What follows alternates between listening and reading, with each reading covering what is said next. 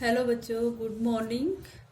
आज हम ज्ञान एवं पाठ्यक्रम की यूनिट 3 में जो पाठ्यक्रम वाली यूनिट थी उसमें हम पाठ्यक्रम के आधारों के बारे में अध्ययन करेंगे।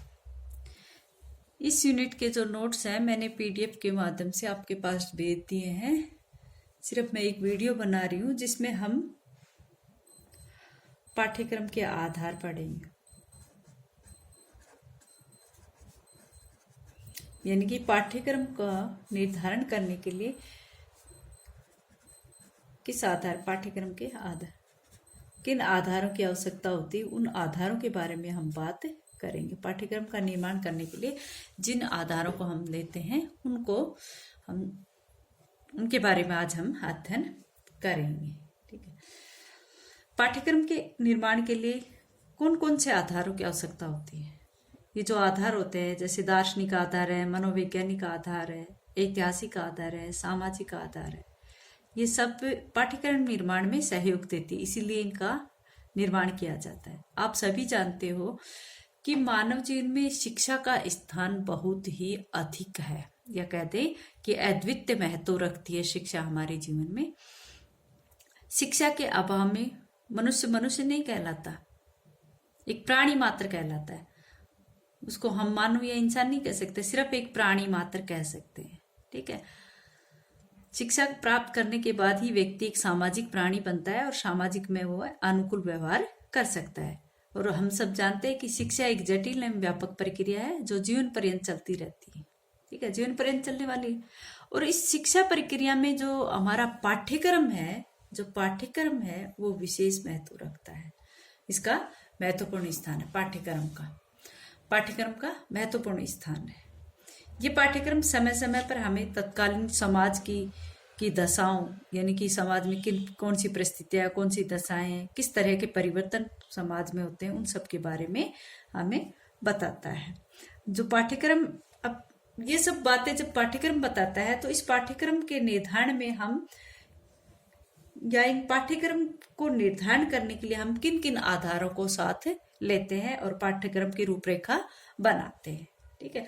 तो सबसे पहला हमारा दार्शनिक आधार आता है। इसमें सबसे पहला पाठ्यक्रम का निर्माण करने का जो आधार है वो है दार्शनिक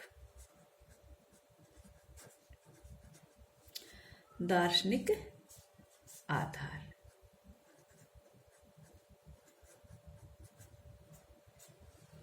और दार्शनिक आधार जो होते हैं वो विभिन्न दार्शनिकों को या शिक्षाविदों के द्वारा निर्धारित किया गया है।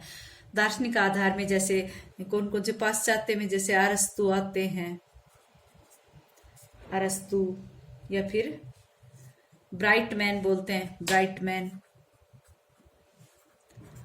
ब्राइटमैन, प्लेटो, या फिर फिक्टे, ये सब दार्शनिक आधार को निर्धारित करने वाले विद्वान हैं। और भारतीय विद्वानों में जैसे महात्मा गांधी, विवेकानंद, अरविंदो, ये सब आते हैं। ठीक है, जिन्होंने दार्शनिक आधार दिए थे किसके प्रति? पाठ्यक्रम निर्माण के लिए। ठीक है। तो दार्शनिक आधार के बारे में अगर हम बात करें तो हम जानते हैं कि दर्शन ज्ञान का विज्ञान है। बात करें तो भाई हम कह सकते हैं कि दर्शन जो है वो ज्ञान का ही विज्ञान है। दर्शन और शिक्षा में जो है घनिष्ठ संबंध बताया गया है।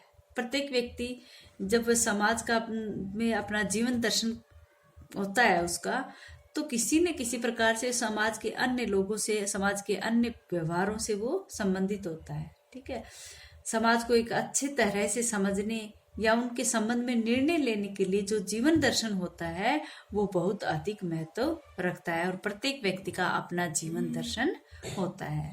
मानव जीवन का जो प्रत्येक क्षेत्र है, या फिर कहें कि जीवन जीने की उसकी जो शैली है वो उसको दर्शन के द्वारा प्रभावित होती है। ठीक है। तो दर्शन का हमारी शिक्षा में विशेष महत्व माना जा सकता है। ठीक है।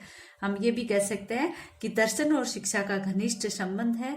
जो शिक्षा के जो उद्देश्य हैं, भाई दार्शनिक प्रभाव के हम कैसे कह सकते हैं कि जो शिक्षा के उद्देश्य हैं, शिक्षा के उद्देश्य हो, या फिर पाठ्यक्रम निर्माण की बात हो, या फिर या फिर कहें कि भाई शिक्षण विधियों का निर्माण करना हो, अनुशासन व्यवस्था हो,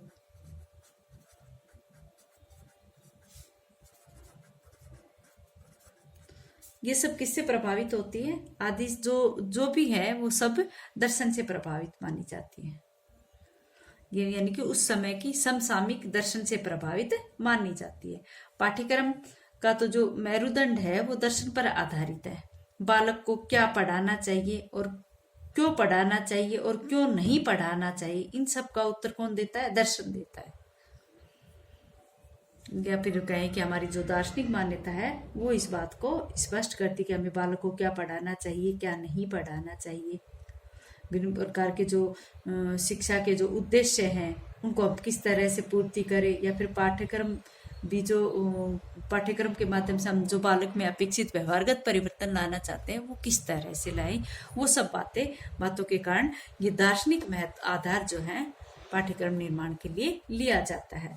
अब इस दार्शनिक आधार के अंतर्गत भी पाठ्यक्रम की बहुत सी विचारधाराओं का उदय हुआ।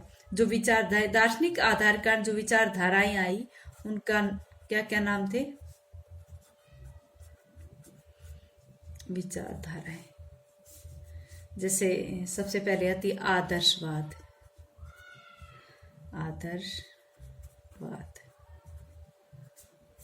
नेक्स्ट जो है वो है, अब इन सब के बारे में भी मैं आपको बताऊंगी, क्या है? प्रकृतिवाद।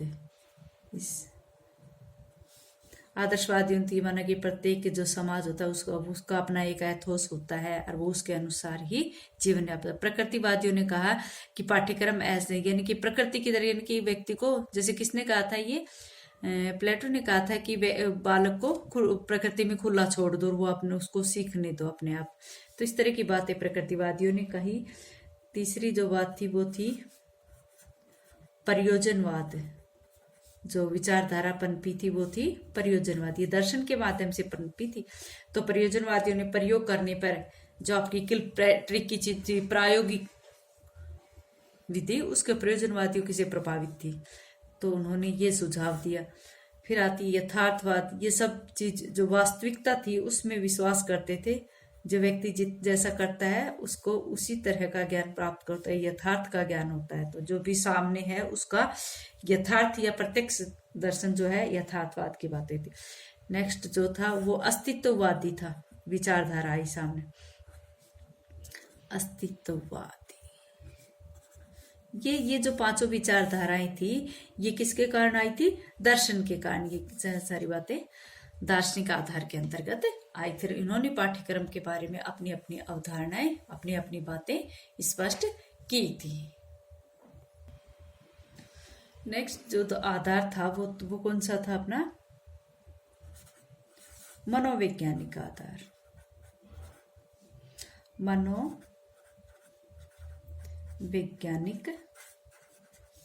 आधार। अब विभिन्न जो मनोवैज्ञानिक थे उन्होंने अपने अपने मत दिए और उन्होंने अपनी तरफ से सुझाव दिए कि जो पाठ्यक्रम जो है उसको निर्माण के लिए मनोवैज्ञानिक आधार रखना चाहिए। मनोवैज्ञानिक आधार क्यों रखना चाहिए? क्योंकि जो मनोवैज्ञानिक थे उन्होंने ये माना कि मनुष्य जो है एक बौद्धिक प्राणी है और उस बौद्धिक प्राणी का सर्वांगीण विकास के लिए सबसे आवश्यक बात यह है कि उसके पास अपने अनुभव हैं और उन अनुभवों और उन व्यवहारों के संबंध में वास्तविक जानकारी जो है वो उसे होनी चाहिए। मनोवैज्ञानिकों ने क्या माना कि मनुष्य के पास बुद्धि है और उस बौद्धिक आधार के अनुसार उसका सर्वांगीण विकास होना चाहिए और उस विकास के लिए उसका जो अनुभव और उसका जो व्यवहार है उसकी वास्तविक जानकारी मनुष्य को होनी चाहिए ताकि वो अपना सर्वांगीण विकास कर सके। ठीक है, वो ये मानते हैं कि मनुष्य के लिए उसके अनुभव और व्यवहार का विज्ञान वो उसको ज्ञान होना चाहिए, वरना वो अपना विकास सही ढंग से नहीं कर पाएगा। ठीक है, वर्तमान समय में जो शिक्षा का क्षेत्र है उसमें मनोविज्ञान का महत्व बहुत अधिक बढ़ता जा रहा है। अध्यापक जो है वो कदम कदम पर मनोविज्ञान की सहायता ले रहा है प्रत्येक समस्या के समाधान के लिए अध्यापक जो है वो मनोविज्ञान की सहायता ले रहा है। उसको मनोविज्ञान की आवश्यकता अनुभव होती है। वो चाहे किसी भी प्रकार की समस्या हो, चाहे पाठ्यक्रम से संबंधित हो, चाहे शिक्षण विधियों से संबंधित हो, सहायक सामग्री से संबंधित हो, उसमें वो मनोवैज्ञानिक आधार लेता है। ठीक है, चाहे भले ही उसकी अपनी व्यक्तिगत समस्या हो, उसके लिए भी वो मनोवैज्ञानिक आधार की सहायता लेता है। जो पाठ्यक्रम जो है उसका निर्धारण हम जो बालक की रुचि के अनुसार, उसकी आवश्यकता के अनुसार या उसकी क्षमताओं के अनुसार हम कर रहे हैं, तो वो मनोवैज्ञानिक आधार ही माना जाता है। क्योंकि मनोविज्ञान ने बाल केंद्रित शिक्षा को महत्व दिया है, इसलिए बालक की रुचि, उसकी आवश्यकता, उसकी रुझानों को लेकर वहां पर शिक्षा की व्यवस्था करनी चाहिए। और ये सब मनोविज्ञान की देन है। बालक के बौद्धिक विकास के लिए बालकों की विभिन्न श्रेणियों में विभाजित किया गया है, जिसमें जैसे मंद बुद्धि है, या फिर कुछ पिछड़े बालक, सामान्य बालक, कुशाग्र बालक। मनोविज्ञान कहता है कि इन बालकों को इनकी शारीरिक मानसिक विभिन्नताओं के साथ साथ अलग अलग प्रकार से उनकी शिक्षा की व्यवस्था करनी चाहिए। तो इस तरह से इन्होंने पाठ्यक्रम के निर्धारण के लिए मनोवैज्ञानिक आधार इस तरह से रखा कि भाई प्रत्येक बालक के लिए अलग अलग शिक्षा व्यवस्था होनी चाहिए। आधुनिक जो मनोविज्ञान है उसने प्रत्येक बालक के विकास की विभिन्न अवस्थाएं बताई। कौन कौन सी? जैसे बाल्यावस्था बताई, किशोर अवस्था बताई, फिर युवा अवस्था बताई, फिर प्रौढ़ अवस्था बताई। इन सब अवस्थाओं को ध्यान में रखते हुए बालक को शिक्षित करना चाहिए। ये किसने कहा? मनोविज्ञान ने कहा। इसलिए मनोविज्ञानियों ने इस आधार पर पाठ्यक्रम का निर्माण करने का सुझाव दिया है। तो आज हम दार्शनिक और मनोवैज्ञानिक आधार के बारे में ही चर्चा कर पाए, आगे कल करें।